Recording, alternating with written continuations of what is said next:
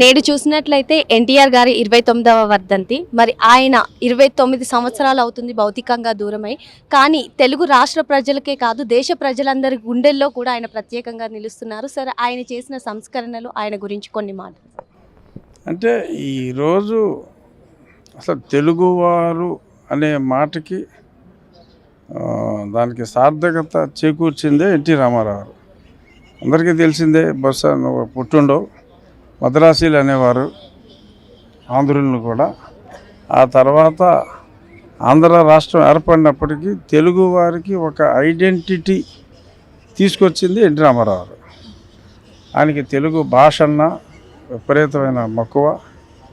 తెలుగు భాషని నాకు తెలిసి ఏ రాజకీయ నాయకుడు కూడా తెలుగు వారిని కానీ తెలుగు భాషను కానీ ఆయన ప్రేమించినంతగా ఇంకెవరూ ప్రేమించలేదు. అందుకనే తెలుగువారు ఆయన్ని గుండెల్లో పెట్టుకొని ఈ రోజుకి కూడా ఆరాధిస్తున్నారు.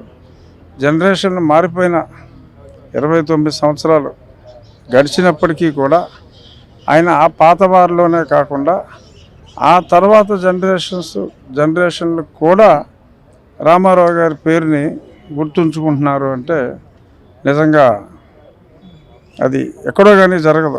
తమిళనాడులో ఒక ఎంజీఆర్ గారికి, ఇక్కడ ఎన్టీఆర్ గారికి, వీరిద్దరికే జరిగింది.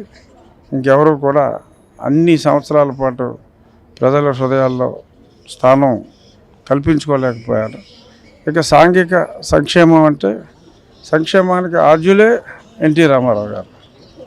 ఆ రోజుల్లో ఒక పెన్షన్ స్కీమ్ భారతదేశంలో మొట్టమొదటిసారిగా ప్రారంభించింది ఆయనే. 2 రూపాయలకే కిలో బియ్యం అనే స్కీమ్ ప్రారంభించింది ఆయనే. ఆ ధోతీలు, అదే మన చేనేత వస్త్రాలు కూడా మహిళలకి చీర, పంచ, ఇవన్నీ కూడా అసలు సంక్షేమ కార్యక్రమాలకి ఆద్యుడే ఎన్టీ రామారావు గారు. సో కాబట్టి ప్రజలు మర్చిపోలేని వ్యక్తి. కానీ ఇప్పుడు వారికి భారతరత్న ఆయనకి అలంకారం కాకపోయినా భారతరత్నకు ఒక అలంకారం కావాలి కాబట్టి ఎన్టీ రామారావు గారికి ఈ సంవత్సర కాలంలో ఖచ్చితంగా భారతరత్న వస్తుంది అని నేను ఆశిస్తున్నా.